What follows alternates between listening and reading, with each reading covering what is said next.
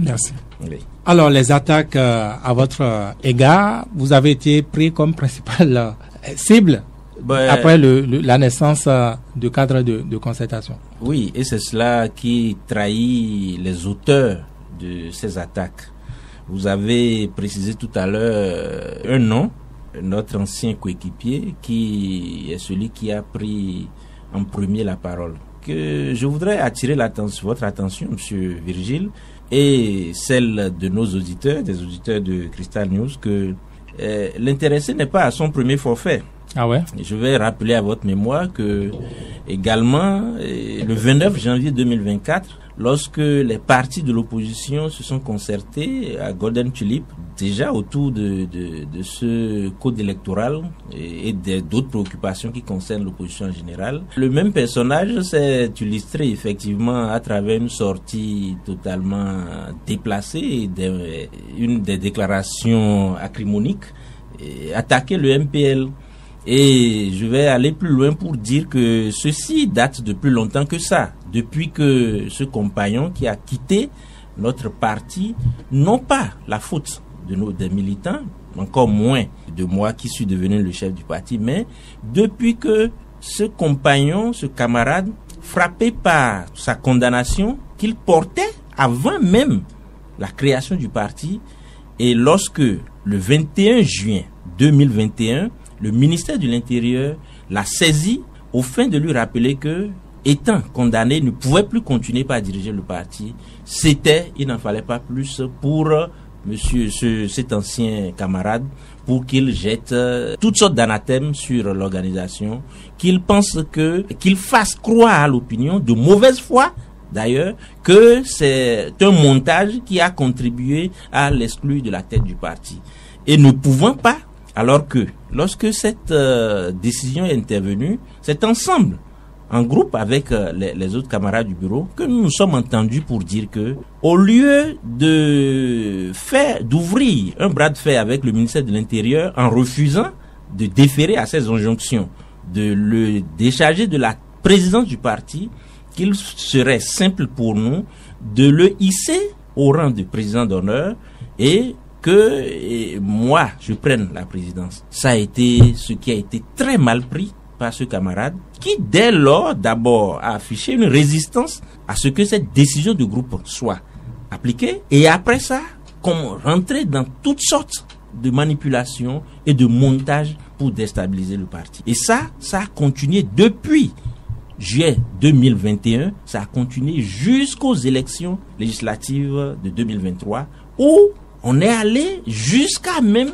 vouloir empêcher le parti de participer à ces élections-là en faisant des manipulations pour empêcher que les dossiers soient mis à jour à date. Mais ceci dit, si ce n'est pas l'évolution de la situation, je me suis empêché de répondre à toutes ces attaques depuis lors. Parce que ce n'est pas l'essentiel, ce n'est pas ce que le peuple attend de nous. Si vous vous engagez à apporter des solutions à des problèmes aussi sérieux que celui que traverse le peuple béninois depuis quelques années, ce n'est pas autour des choses aussi futiles touchant à des choses qui n'en valent pas la peine qu'il faut s'accrocher et venir expliquer. Le peuple n'attend pas cela de nous. C'est pour ça que personnellement, et contrairement à ce que les camarades ont chaque fois demandé, j'ai toujours pris la décision de ne pas répondre à ces attaques malveillantes et infondées, de ne pas nous divertir, de ne pas nous laisser nous divertir par ces considérations. Et c'est pour ça que vous aurez observé que moi, M. Tébé, président du parti, je ne me suis jamais prononcé sur ces attaques parce que pour moi, répondre au coup de pied de l'âne, c'est se mettre à son niveau. Alors, vous aurez constaté, Espérance TB, que je vous ai laissé largement aborder ce sujet parce que ce qui apparaît pour vous comme un sujet futile n'est sans doute pas vu comme ça dans l'opinion et certainement pas de cette manière, vu de cette manière par vos coéquipiers du cas de concertation. Alors, parlons-en une fois pour de bon, si vous le voulez bien. Est-ce que avant cette notification du ministère de l'Intérieur appelons un chat, oui, à Sabi Sira Korogone, le premier chef du parti MPL. Est-ce que avant cela, vous n'aviez pas déjà, disons, des mésententes ouvertes au niveau du parti? Aucune mésentente. Rien du tout. Bien que je ne voudrais pas épiloguer là-dessus, sinon il y a vraiment beaucoup de choses à révéler à l'opinion. Bien que je ne connaisse je n'ai connu ce personnage pas avant qu'il aille en prison. C'est moi qui l'ai contacté après sa sortie de prison pour l'inviter le même jour d'ailleurs avec un autre camarade avec qui je travaillais à l'époque. Je peux le citer, l'honorable Guy Mitokwe. C'est les deux que j'ai invités chez moi le même jour pour leur proposer ce projet de formation de ce mouvement. Donc c'est parti de vous, c'est pas les initiatives de Niki qui ont été transformées en MPL. Le mouvement populaire de libération n'a rien à voir avec l'initiative de Niki, rien du tout. Et d'ailleurs, en l'initiant, je lui ai précisé que je ne voulais pas qu'aucun lien soit fait avec son expérience passée concernant cette initiative de Niki, qui n'entrait pas du tout dans la philosophie que je voulais que ce mouvement, ce nouveau mouvement puisse porter. Donc j'ai insisté là-dessus. J'ai insisté d'ailleurs là-dessus. Aucune relation. Et pourquoi vous n'avez pas pris la tête du parti, de ce nouveau parti? Exactement. Je vais vous répondre aujourd'hui. J'ai dit à mes camarades à l'époque que je ne souhaite, bien que je sois l'initiateur, je ne veux pas prendre la tête parce que mon rôle de donner, d'appuyer le mouvement avec les ressources ne peut pas être en même temps concilié avec le rôle d'acteur principal. Parce que ce faisant, et je l'ai expliqué, si je fais ainsi, je serai vite abattu. Quand je vais tomber, le mouvement va s'arrêter. Et je peux vous le dire, si j'ai fini par prendre un rôle actif, un rôle qui me place devant la scène, c'est parce que, à quelques jours de la sortie de ce mouvement, il y a notre camarade, Guy Mitokwe, qui, à l'époque, était secrétaire général du parti Restaurer l'Espoir, s'est vu refuser par les responsables de son parti de prendre un rôle aussi prééminent dans un mouvement qui était en train d'être mis sur pied.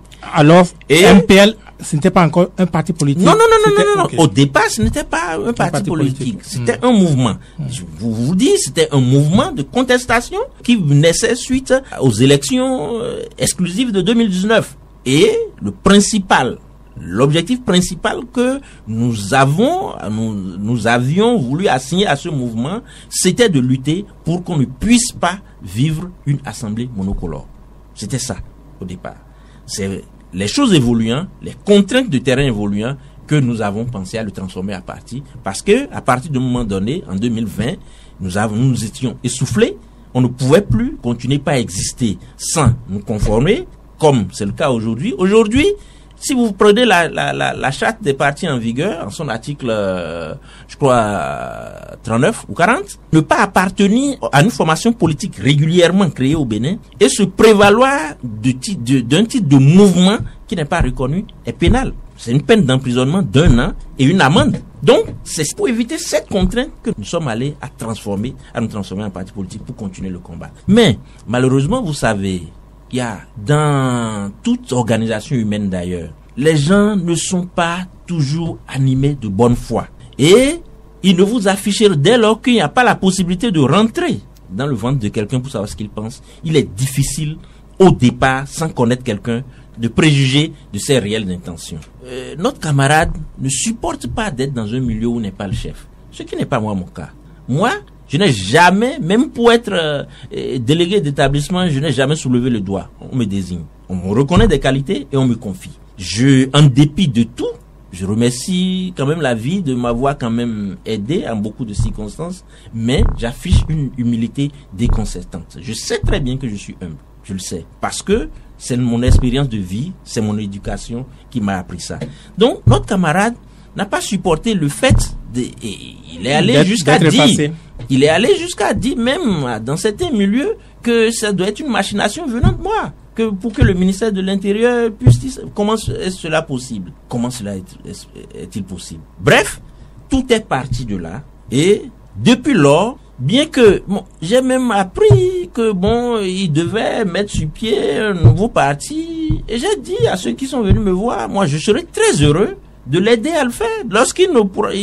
Au cas où il n'arrive pas à réunir le nombre de militants nécessaires pour fonder, moi personnellement, par le MPL, je serais disposé à l'aider à fournir les dossiers complémentaires. Oui, mais Espérance Tebé, ce qu'on sait également, c'est qu'il a une affaire de sous, l'argent de Talon, qui principalement vous a divisé. Canular. Je vais vous dire, depuis lors, il s'est illustré, c'est ça je vous dis, vous allez remarquer successivement que chaque fois que le MPL fait des efforts pour avancer, lui, son rôle exclusif n'est que de chercher à monter toutes sortes, à animer une machine de dénigrement, à une machine pour créer des histoires, pour dénigrer soit le président du MPL, soit le parti lui-même. Et c'est pour cela que, contrairement à ma position antérieure où j'ai toujours demandé aux camarades de faire fi à tout ça pour que nous puissions avancer, parce que ce n'est pas l'objectif du groupe. Cette fois-ci, le parti a décidé d'engager des poursuites judiciaires à son encontre pour que un certain nombre de déclarations très graves qui ont été faites puissent venir être clarifiées devant les juridictions compétentes, pourtant, afin de mettre fin définitivement à ces cabales. Dans l'opinion, il a eu bien plus que ça. En dehors de vous deux, les deux figures principales du parti, d'autres responsables du parti étaient montés au créneau, ont reconnu qu'il a effectivement eu des affaires de sous, mal partagées. Non, des canulars. Je vais vous dire ceci. Ces responsables dont vous parlez, je ne voudrais pas, c'est tellement malséant que j'ai de la peine à en parler aujourd'hui. Comment est-ce que, juste parce que, et ça continue de se dire, juste parce que on a tenté de me descendre de la présidence du parti vainement, on commence maintenant par fomenter, et ça continue juste fomenter des histoires pour décrédibiliser ma personnalité. Mais il a eu de l'argent. D'où est venu cet argent? Mais, monsieur Vigile Avancé, vous parlez de quel argent exactement? L'argent qui anime le parti? Non. Bon, si vous voulez, on ne sait pas, mais on parle de l'argent. Les ressources qui animent le parti? Non, même pas. Je crois, si je me souviens, c'était pour les législatives. Oui. Pour les législatives, que cet argent est arrivé. Législatives au communal, je me retrouve plus très bien. Non, vous devrez vous retrouver pour dire exactement les choses pour que je vous donne des réponses exactes. Mais cet argent qui vous a divisé, il n'en a pas eu deux fois. Je vous répète. C'est venu d'où? Je vous répète que c'est du canular. Aucune affaire d'argent n'a divisé. Et je vais vous dire, ceux qui ont été montés pour animer cette cabale, ils sont là et vivants. Et je vous recommanderais de les interroger. Mais pourquoi vous ne leur avez jamais intenté un procès? C'est pour ça que nous sommes venus à ce point en ce moment. Parce que je vous ai dit à l'entame que ce serait distraire l'opinion de venir répondre à des choses qui n'en valent pas la peine.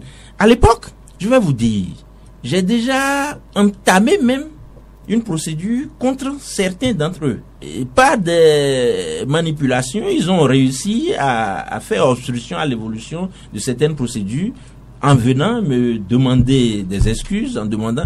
Bon, quand les mêmes sont revenus me demander des excuses, m'écrire des lettres d'excuses, je ne l'ai pas publié. Quand ils sont venus me demander pardon, je ne l'ai pas publié. Quand ils sont venus me dénoncer le montage du coup, les machinations, je n'en ai pas parlé. Parce que ce n'est pas l'important. Ce n'est absolument pas Sabé Siras Korogoné. Mais tous ceux qu'il a réunis pour monter le coup, je dis tous, pas un seul, n'est venu dénoncer. Pas un seul, je dis tous. Donc il n'a jamais eu d'argent, il n'a jamais eu de sous, mais il invente qu'il a eu de l'argent. Le problème, c'est ça que je vous ai dit. Notre ancien camarade n'a jamais, comment appelle-t-on, accepté de quitter la tête du parti, en dépit de tous les efforts, de tous mes efforts et de ceux de nos camarades, de continuer par lui concéder un certain prestige, une certaine préséance dans l'organisation, qui l'autorisait d'ailleurs à prendre la parole quand il veut, comme il veut, au nom de l'organisation, étant président d'honneur, et sans qu'on ne lui reproche rien. Moi, par exemple, oui. Je ne me suis jamais hasardé à me prononcer, à prendre des positions au nom de l'organisation pour dire des positions personnelles au nom de l'organisation. Jamais, sans aucune concertation du bureau, je ne prends publiquement la parole, même pas pour répondre à une interview, et encore moins pour se prononcer sur des sujets qui touchent à la vie du parti ou à la vie de la nation. Mais ce n'est pas le cas de notre camarade, et on le lui a concédé. Il y a eu beaucoup mais non. je vais vous dire, nous avons décidé d'arrêter avec ça et les avocats du parti ont pris les dispositions nécessaires. Vont s'occuper désormais de ceux qui vont commencer. Donc c'est pas l'argent de Patrice Talon qui vous a divisé. Non, c'est juste pour dénigrer, c'est juste pour décrédibiliser. Et je l'ai dit, bon, écoutez, quand les l'intéressé, du moins, a décidé d'aller créer son parti, vous allez voir les incohérences. Quand on annonce qu'on veut créer un parti, et après, quelques jours après, on revient pour dire non, que ce n'est pas l'essentiel, n'est pas de créer du parti. Après, on revient.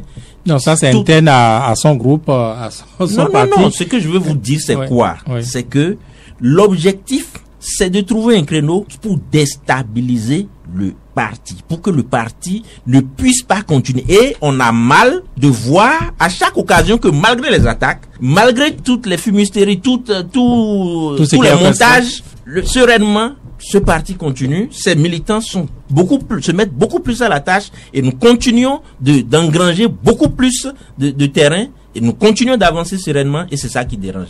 Mais ça, c'est la bénédiction. Voyez-vous, lorsque vous voyez par exemple autour de nous dans certains pays, comme le Sénégal, on a vu très récemment, lorsque les leaders du PASTEF, c'est Sonko que tout le monde voyait comme candidat du PASTEF. Mais lorsque, avec les problèmes en face du régime, Sonko ne pouvait plus, Sonko n'a eu aucune gêne pour laisser son numéro 2 passer. C'est ça qui a conduit à la victoire. Son numéro 6 même. Ah, je me trompais, je croyais pas, parce que moi, personnellement, je ne connaissais pas Faye avant les élections, avant qu'il soit apporté candidat. Mais le parti, ils ont fait cette concession, ça a marché pour qu'ils aient la victoire. Vous ne verrez jamais, et ça c'est le problème du Bénin, vous ne verrez pas une telle réussite au niveau d'une organisation sociale au Bénin. Encore moins une organisation politique.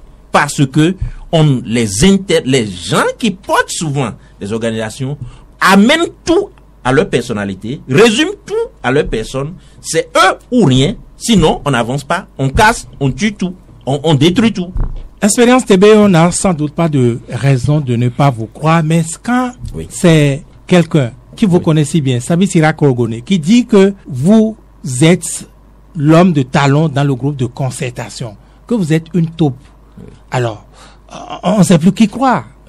Parce que lui il est un évêque, c'est pour ça que vous voulez accorder un crédit à ses hallucinations. Mais on se pose des questions. Où il est quoi? Vous connaissez le passé de cet homme? Vous connaissez un peu? Parlez-nous-en. Vous connaissez? Non, je vous ai dit que je me garde de parler de lui. Parce que répondre au coup de pied de l'âne, c'est se mettre à son niveau. Moi, je me garde de parler de lui et je vous recommande d'ailleurs fortement d'aller investiguer pour connaître l'homme. Mais c'est même pas une petite salissure s'il dit que vous, de l'opposition, vous êtes connecté en réalité à celui dont vous combattez la gouvernance. Et c'est pour cela que je vous dis que ça a été la goutte d'eau de trop pour que les avocats du parti s'en saisissent et nous allons au cours certainement d'un procès public vous révéler tout ce qu'il y en est. Voilà. Les attaques, je suis sûr que il a bon droit certainement des preuves pour faire des affirmations aussi graves. C'est du canular. Tout l'objectif de cet ancien camarade, et vous l'aurez remarqué, s'acharner pour détruire le parti qui, malgré tous ses efforts de jeter discrédit, de détruire ce parti, a continué par faire son bonhomme de chemin. Est-ce que c'est triste. Avant les procès, avant les tribunaux, vous accepteriez un débat face à Korogone? Non, en tant que qui? Non. Nous avons dépassé cette étape. Nous ne sommes plus des camarades. Dites-nous, Expérience TV. La preuve. Je vais vous dire. Que du canular. En faisant, vous aurez remarqué que c'est le lendemain de la mise sur pied du cadre de concertation que ce camarade s'est illustré encore dans sa déviance en venant faire cette déclaration, en annonçant qu'il a été invité par un chef de parti de l'opposition à ce cadre. Mais c'est grave. Ce n'est pas le cas, il n'a jamais été invité. C'est impossible. Ce n'est pas vrai. Ce n'est pas vrai. Et c'est impossible ce n'est pas possible qu'il en soit ainsi parce que, et je profite pour vous en parler, la mise sur pied du cadre de concertation des forces politiques de l'opposition n'est pas venue une semaine avant la sortie du 10 novembre. C'est un long processus dans lequel nous nous sommes inscrits depuis un long moment Et il y a eu des rencontres périodiquement. Nous nous sommes mis ensemble et d'accord sur un certain nombre de choses. Nous sommes dotés des tests. On a invité personne par quelque moyen que ce soit. Nous étions en train de travailler il y a longtemps. Et c'est un couronnement de plusieurs mois de travail qui a accouché. Et quel intérêt il a à dire ce qui n'est pas? Je vous recommande d'aller lui poser la question. Alors, dites-nous, c'est sans doute un malaise qui a été jeté dans le groupe. Comment vos camarades du cadre de concertation ont pris tout ça? Non, pas du tout. Ça, ce n'est pas un événement pour nous. C'est un coutumier des faits, nous le savons. Personne n'en parle, ça c'est un épiphénomène. Il y a des choses sérieuses, nous on ne parle pas de ça. Mais sans en parler, on peut vous regarder, on peut se dire, bon, et si c'était vrai, est-ce que... Non, justement, c'est pour ça que je vous recommande d'aller investiguer sur le personnage et vous en saurez davantage. Pour nous, au niveau du cadre de concertation, nous sommes mis ensemble pour des sujets assez importants pour notre nation. Vous voyez à quelle date nous sommes par rapport aux échéances de 2026 et ce n'est pas pour venir traiter des problèmes. Faut qu'on arrête de compter des carabistouilles à nos concitoyens. Faut qu'on parle des problèmes sérieux et qui existent. Ce n'est pas en venant salir quelqu'un que quelqu'un va se hisser quelque part. Ce n'est plus possible. Et puis, notre pays n'est plus à ce niveau.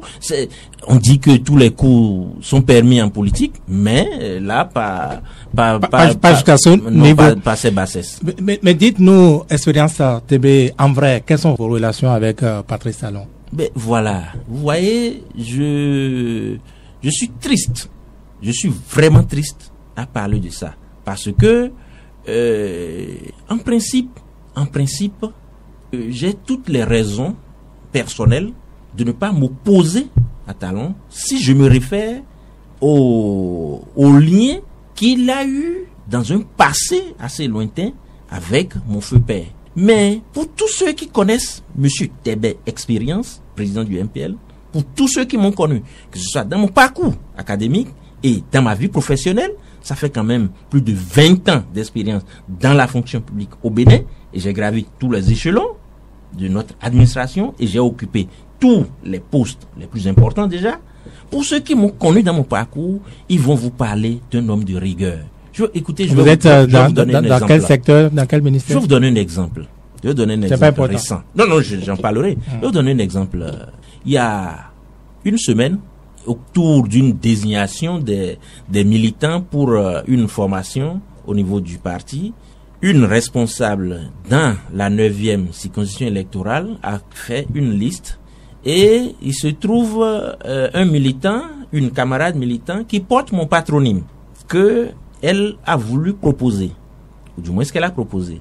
Mais en même temps, en transmettant sa liste à la hiérarchie, elle dit que bon, elle a proposé ses camarades, mais elle est sûre que si le président voit ça, il ne sera pas d'accord. Mais que elle pense que c'est elle qui doit être à cette place. Voyez-vous, bon, j'ai souri quand on m'a fait ce point.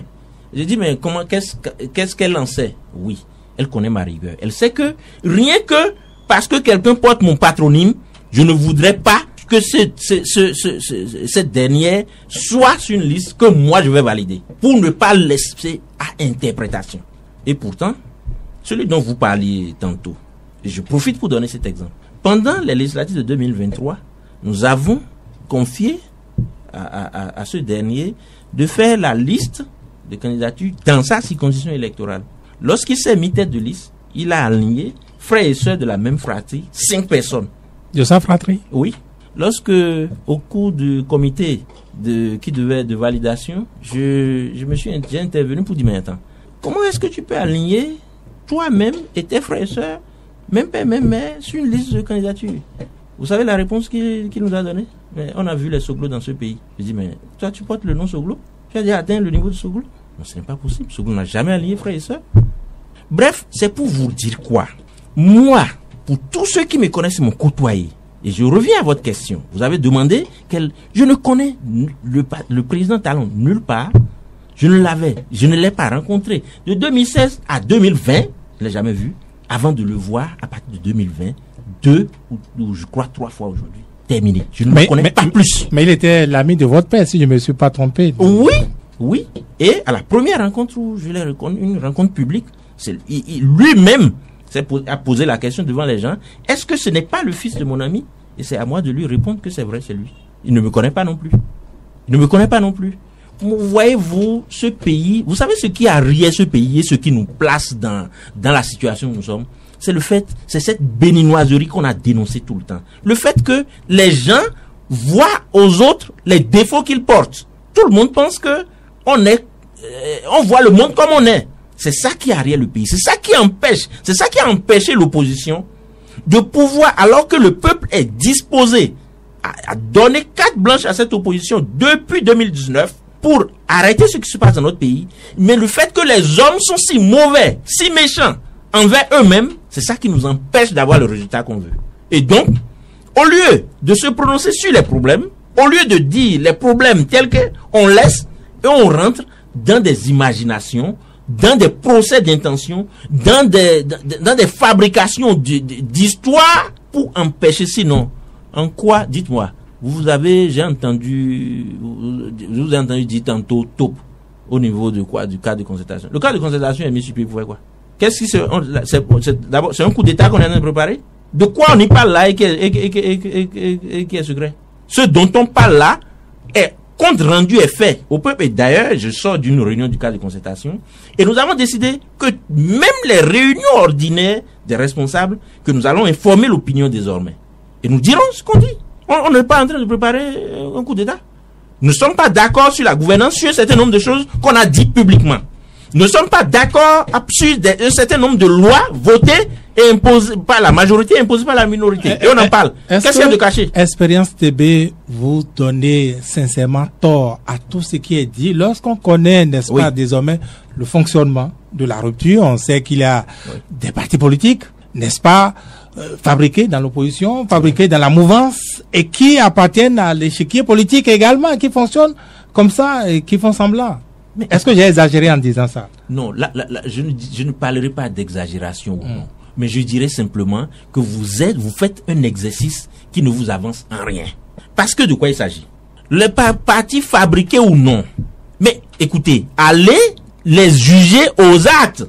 Lorsqu'on demande de voter une loi, lorsqu'on demande de prendre une position, le MPL que vous accusez à tort, qu'avions-nous fait? Mais si on nous avons été une chance pour la jeunesse qui s'est battue de 2019 jusqu'à ce jour sans succès. Bon, je dirais jusqu'en 2023 par exemple, où nous avons pu constituer une liste constituée uniquement de jeunes hommes et femmes qui étaient foncièrement contre la gouvernance actuelle et qui on a pu amener aux élections. Qu'est-ce qui s'est passé?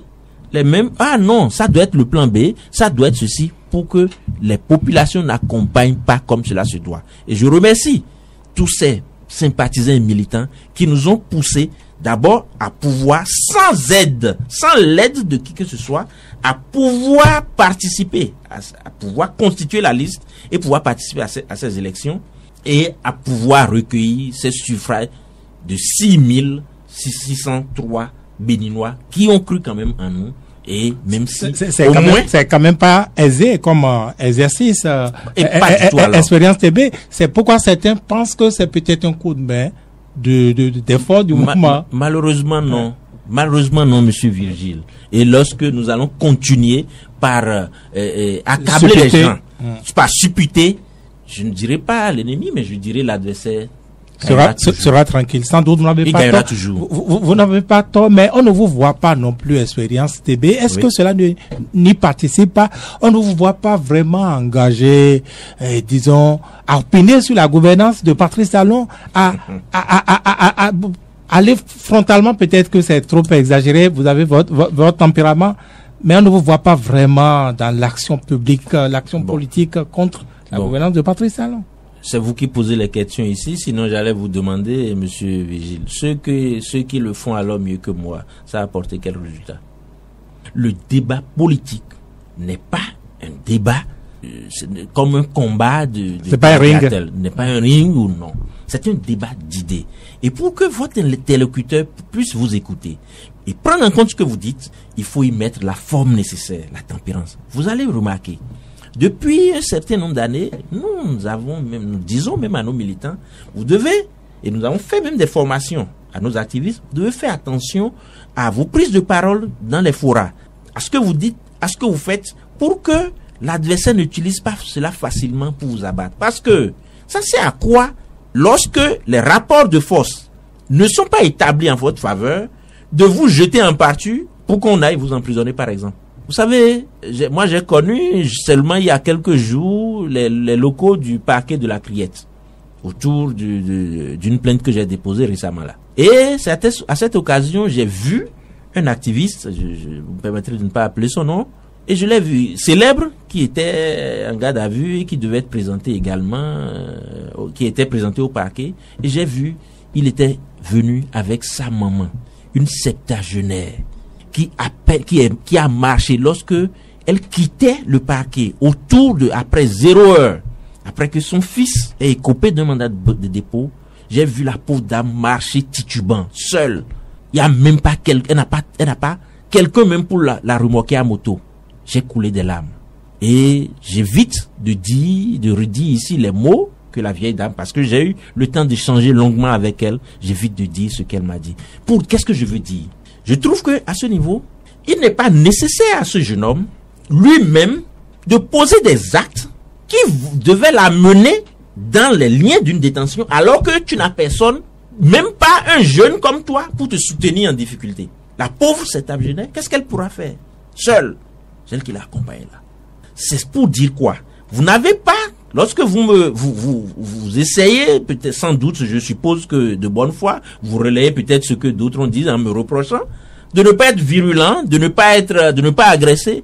Je n'ai pas besoin d'aller serrer les cols au président Talon avant de lui dire que je ne suis pas d'accord pour un tel ou tel point de sa gouvernance. Je n'ai pas besoin.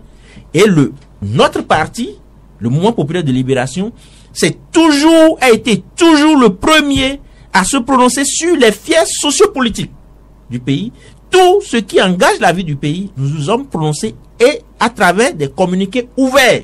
Peut-être nous n'avons pas beaucoup de moyens pour faire autant de conférences de presse, mais chaque fois, il y a la plus petite situation politique qui se pose dans le pays, notre parti se prononce et dit, non seulement nous critiquons, mais nous faisons des propositions. C'est ce qu'on attend de nous. C'est vrai que dans un environnement où il y a des anciens chefs d'État qui président d'autres partis de l'opposition, vous convenez avec moi que ce n'est pas un fonctionnaire, enfin, je suis tenté de dire un simple fonctionnaire, même si ce n'est pas le cas, mais ce n'est pas quelqu'un comme moi qui sera vu comme, pour vous, comme le leader qu'il faut. Vous voyez autrement. Non, ce n'est pas. Mais je vous le concède. Vous parlez en général, ce n'est pas notre intention, loin de là. Expérience TB, mais permettez que je sois tout de même dans les critiques formulées à votre endroit. On a parlé d'un aspect de votre vie privée. Voilà quelqu'un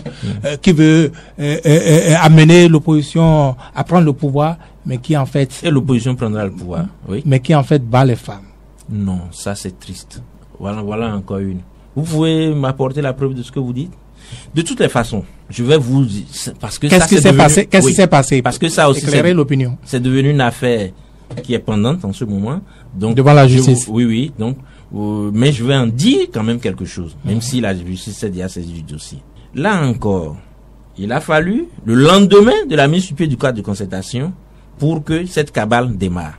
Aujourd'hui, je sais déjà avec précision tous ceux les initiateurs, les auteurs et co-auteurs, je le sais, mais vous me permettrez de ne pas tout dire à votre antenne ici. Mais, ce que je vais vous dire, au moins les faits. Dimanche 10 novembre, nous étions vers la fin des travaux du cadre de concertation, lorsque un journaliste que je connais pas particulièrement parce qu'il a eu à avoir sous ma demande, il est venu se plaindre à moi pendant la période législative et je suis intervenu pour qu'il puisse obtenir un contrat chez nous. Bon, voilà comment je l'ai connu. M'appelle pour dire, président, je viens d'être contacté et je viens d'assister à une séance où on m'a invité pour animer une cabale contre vous. Je dis pourquoi? Qu'est-ce que j'ai fait?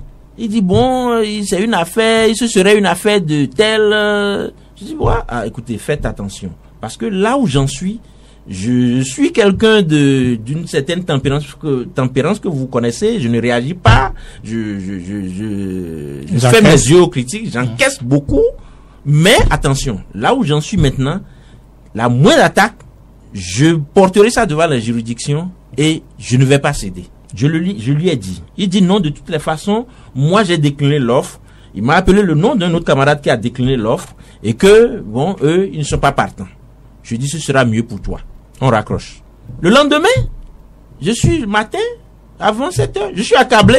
Pas des messages venant avec ma photo, Espérance TV, défi, talon, je dis, mais de quoi il s'agit? De quoi on parle? Défi l'INF, défi l'INF.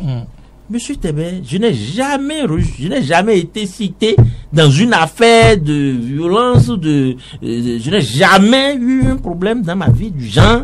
Je n'ai jamais comparu quelque part, je n'ai jamais été invité quelque part, je ne connais pas les locaux de l'INF, je suis bien ce qu'ils font, je n'en sais rien moi. Alors, les images sont circulées laissez-moi venir. Et donc, je dis, mais pourquoi cette méchanceté? J'appelle celui qui m'a appelé la veille. Je dis, mais il semble que tes camarades ont mis à exécution leur menace, votre plan. Il dit, ils s'en désolent avec moi pour dire quelle méchanceté. D'accord. J'ai réfléchi, je dis, bon, il faut prendre le taureau par les cornes. À 15h le même jour, j'ai déposé une plainte. Et je lui ai informé que je déposerai une plainte à 15h. Mardi, ça a continué. Le mercredi, je suis allé pour m'enquérir de la suite de l'évolution de l'enquête. Et c'est là que on m'informe que les 2 journaux primautés ou défis actuels utilisés pour cette cabale sont des journaux qui n'existent pas, c'est des tracts. Et que les numéros de téléphone qui sont dessus sont factices. Et que on les a recherchés dans Cotonou toute la journée du mercredi, on n'a pas pu les trouver. Alors là, j'ai trouvé ça inquiétant. Je me suis dit, je vais également essayer. De les chercher. Avant cela, j'avais investi un jeune homme de me retrouver, puisque c'est des coupures de journaux que je ne connais pas, de me retrouver les propriétaires de ces journaux. C'est lui, dans ses investigations, il a appelé un des numéros sur un des journaux, avec qui il parlait, la communication s'est coupée, un autre numéro le rappelle, et c'est un numéro connu, qui n'est rien d'autre que de celui qui m'a appelé pour me dire que on a voulu l'associer à une telle cabale. C'est ainsi que j'ai rendu compte à la police qui, avec ma contribution, a essayé de l'interpeller jeudi. Avant son interpellation, j'ai demandé à le rencontrer. Je lui ai fait croire que je voulais l'utiliser pour qu'il négocie pour moi auprès de ces cas, puisqu'il les connaît. Il dit qu'on est venu le solliciter. Ils ont fait une rencontre ensemble. Donc, quand je lui ai dit ça, il est venu. Et j'ai échangé avec lui. Et c'est ainsi qu'il m'a donné les détails de la commande, de celui qui a demandé de comment ça s'est passé. Il m'a expliqué. Il m'a donné tout ça. En réalité, c'est lui, parce que nous ne pouvons pas utiliser son journal, a créé aussi un faux journal qui n'existe pas, défi actuel, pour faire la cabale contre moi. Cette méchanceté qui nous caractérise au Bénin ne nous amènera nulle part. Et je profite pour dire à tous mes détracteurs, ce n'est pas la peine de chercher à me tirer vers le bas. Chaque fois que vous vous efforcez pour tirer moi, ce petit personnage vers le bas, vous ne ferez que me propulser. Et tous ceux qui... Bon, évidemment, ça c'était jeudi. Je crois que... nous nous sommes retrouvés déjà devant le procureur. Il y a quelques jours. Et l'un a écopé déjà en détention. Dans une détention provisoire. Un journaliste. Oui, un journaliste. Et les autres sont en cavale en ce moment. Ils essayent d'esquiver. C'est pour ça que je ne voulais pas donner tout le reste des détails ici. C'est une affaire pendante. Et sinon, je pourrais vous citer tous les noms et tous les montages qu'il y a autour et d'où ça vient. Voilà. Mais on va quitter les affaires, les petites affaires pour parler un peu comme vous.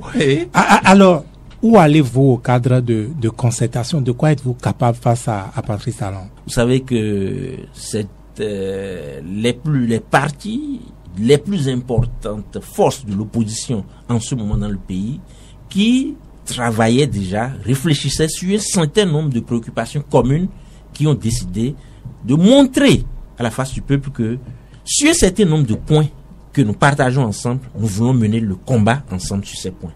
Et ceci n'est pas seulement la volonté des partis, mais plutôt une réponse à l'appel pressant du peuple béninois qui, depuis 2019, a voulu que cette opposition soit unie, cette opposition parle d'une seule voix pour l'aider à gagner. Et donc, c'est un peu le contexte où nous a vu le jour ce cas de concertation. C'est pour donner plus de chance à nos revendications communes d'aboutir, pour pouvoir parler d'une seule voix. Vous convenez avec moi que l'union fait la force, vous conviendrez également avec moi que lorsque nous nous concertons pour nous prononcer sur tous les sujets, nous avons plus de chances d'être entendus, nous avons plus de chances de faire aboutir nos revendications. C'est ce qui explique que ce cas de concertation ait vu le jour. Et si vous me demandez jusqu'où on peut aller, nous pouvons soulever des montagnes. Justement, parce que l'obstacle à soulever n'est pas du tout petit et loin de là, vous le savez. Oui, et lorsque nous arrivons déjà, vous savez que depuis le dimanche 10 novembre que ce cas de concertation a vu le jour, nos populations, nos concitoyens ont trouvé un brin d'espoir.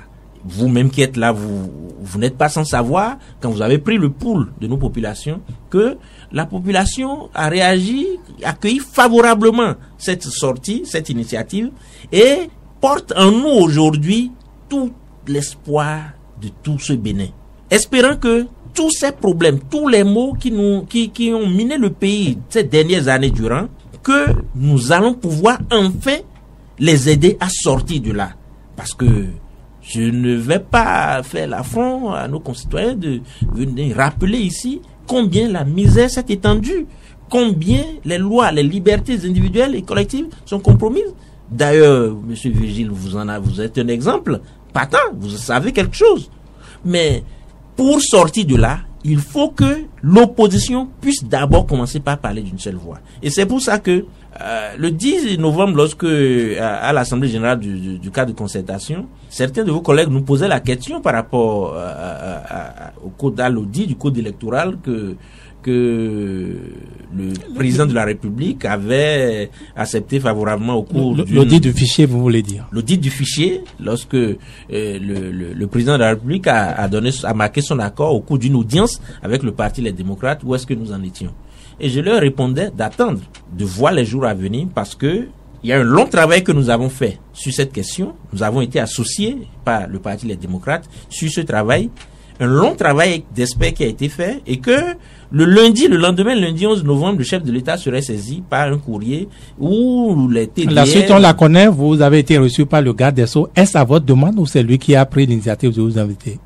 En réalité, lorsque lundi 11 novembre, nous avons déposé enfin le fruit du travail des experts et des responsables politiques au chef de l'État par courrier, il en a rendu compte au Conseil des ministres le mercredi qui a suivi, qui a investi le ministre de la Justice, ministre en charge des relations avec les institutions, à l'effet de nous contacter, signataires de cette lettre, pour la mise en œuvre, pour voir la faisabilité, la mise en œuvre de ce que nous avons demandé. Et c'est pour ça que le ministre de la Justice, c'est à cet effet que le ministre de la Justice nous a invités et nous avons été reçus. Et qu'est-ce qui a été décidé? Le processus, je peux dire que le processus est ainsi enclenché, et le chronogramme, les TDR que nous avons soumis au chef de l'État vont être revisités, et les organes que nous devrons mettre sur pied, à commencer par le comité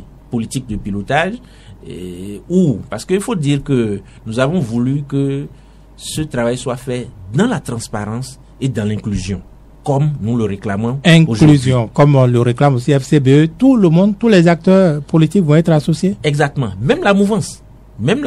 Évidemment. Bon, évidemment, merci. Donc, dans ce cadre, nous sommes en train déjà dans la suite logique, nous sommes en train de contacter déjà les autres formations politiques pour que nous voyions la mise sur pied du comité politique de pilotage, et ce qui est prévu, comment on va mettre ça en œuvre. Mais est-ce que c'est votre rôle? Est-ce que c'est vous qui devez prendre le lead de l'organisation, ou c'est le ministère, ou enfin, disons, le gouvernement? Non, je pense que, bon, écoutez, quel que soit celui qui prend, c'est nous qui avons demandé, c'est le parti Les Démocrates qui a demandé c'est une préoccupation majeure au niveau de l'opposition, l'audit du fichier électoral, parce que selon le protocole additionnel de la CEDEAO sur la bonne gouvernance, une élection crédible et transparente passe par un fichier électoral accepté de tous les partis. Et c'est pour ça que nous voulons que tout le monde puisse voir c'est quoi ce fichier. Ce qu'il y a dans le fichier est arrangé, c'est qu'il y a arrangé. Mais que dit du code électoral? C'est pareil. Vous savez, nos récriminations sur les points qui nous fâchent, les points de discorde sur le code électoral, vous le connaissez. Et c'est pour ça que nous avons dit que nous souhaitons une relecture. Ce n'est pas seulement les acteurs politiques. Vous avez vu la société civile, vous avez vu la plateforme des OSC, vous avez vu également les religieux, que ce soit... Oui, beaucoup de demandes, mais on a l'impression que Patrice Talon n'est pas encore prêt à céder là-dessus. Je ne suis pas de cet avis. Je pense vous pensez le contraire? Je pense que peut-être que le moment n'est pas encore venu pour lui de nous dire le mécanisme par lequel ces incohérences et ces éléments qui nous fâchent seront soit revisités dans le code. Alors, et si sur le code électoral, la mouvance ne bougeait pas, qu'est-ce que vous faites au cas de concertation? Vous y allez quand même? Nous aviserons. D'abord, il faut dire que... La politique de chaise vide est possible, c'est ça? Non. Nous n'en arriverons pas là. Mais écoutez, d'abord, je ne suis pas ici en tant que porte-parole du cadre de concertation. Vous savez qu'on a un porte-parole. Je ne vais pas dire tout au nom du cadre. Mais ce que je peux vous dire, la solution ne passera pas par la politique de la chaise vide, bien évidemment. Mais nous amènerons nos vis-à-vis, nos interlocuteurs, qui sont aussi béninois et qui, selon ce qu'ils proclament, ils veulent la paix, ils veulent le bien, le développement de notre pays. Nous les amènerons à nous écouter, à nous comprendre. Est-ce qu'il est possible que du cadre de concertation, vous partez à une liste consensuelle pour ces différentes élections? Aucune possibilité n'est exclue. Mais est-ce que quand on prend, disons, l'arsenal juridique qui régit désormais les élections bénines, c'est possible? Puisque les alliances sont plus possibles. Ne sont plus possibles. Oui. Mais des fusions sont possibles. Donc c'est pas écarté. Ce n'est pas écarté. Ce n'est pas écarté. Ça, ce n'est pas écarté. Et l'important, le peuple béninois attend de nous. Comment est-ce que nous l'amenons à sortir de là où il est? Et maintenant, il nous revient, l'acteur politique de l'opposition, de faire les sacrifices nécessaires, de consentir les sacrifices nécessaires en faisant fi de nos égos, de nos logos, pour que... Comme dirait Kanté Dazanaï. Oui, je suis parfaitement d'accord avec lui. Et oui, vous savez, c'est un homme politique que je respecte beaucoup, pour qui j'ai beaucoup d'admiration, avec qui j'ai beaucoup travaillé au niveau de la résistance, et je partage entièrement ses points de vue. Contrairement à ce que beaucoup disent, on le critique de ci ou ça. Non, moi je suis pas de cet avis, je partage ses points de vue, je le soutiens, sauf que bon, voilà, on n'utilise pas... Cela peut ne pas être bien vu par certains, le fait de dire ce que vous dites là. Et c'est vrai que ce n'est pas bien vu, je peux vous le dire, on n'a pas le temps pour que j'épilogue dessus, ce n'est pas bien vu. Au niveau de la résistance, à l'époque, j'ai trouvé que c'est le mieux outillé, le mieux indiqué pour conduire un certain nombre de choses, d'opérations. Mais nos camarades n'étaient pas de mon avis et j'étais fustigé mais bon, moi je suis un homme honnête, je dis les choses comme je le vois, comme je le pense, pas à la tête du client. Alors, pour vous, quels sont les principaux obstacles au cadre de concertation sur ce long chemin avant les élections générales de 2026? Oui, c'est vrai, vous avez raison, une organisation politique, il doit avoir des obstacles, mais nous devrons ne pas perdre de vue, et d'ailleurs, comme à l'article 1er de notre règlement intérieur, qui insiste sur la concertation et la discussion au niveau de tous les problèmes qui peuvent survenir, de privilégier la concertation, la discussion. Et je pense que avec ces principes, nous allons pouvoir surmonter les éventuelles difficultés qui peuvent survenir sur le parcours. Dès lors que, et ça, c'est ce qui nous manque au pays, au Bénin ici, dès lors que chacun d'entre nous fera passer l'intérêt de la nation et en avant et mettra son intérêt personnel ou les intérêts corporatifs en arrière, je pense qu'il n'y a pas de difficulté majeure. Si nous poursuivons, nous voulons libérer notre pays, nous voulons la paix, nous voulons son développement, nous voulons Parce que la situation dans laquelle nous sommes aujourd'hui, tout le monde la vit, tout le monde souffre. À commencer par nous, les hommes politiques. Chaque matin, je peux vous dire le nombre de sollicitations qui me réveillent avec mon portable. Bon, alors, est-ce que nous voulons que ça continue comme ça? Nous ne voulons pas ça. Si nous ne voulons pas ça, donc nous sommes prêts à faire les sacrifices, nous sommes prêts à consentir les sacrifices nécessaires, à laisser les intérêts corporatifs, les intérêts de nos groupes, et privilégier l'intérêt de l'ensemble. Et lorsqu'on est dans cet état d'esprit, je pense qu'il n'y a pas de difficulté. Nous allons surmonter effectivement les difficultés. Ça, en tout cas, c'est nous, au mouvement populaire de libération, nous sommes prêts et engagés à consentir tous les sacrifices nécessaires.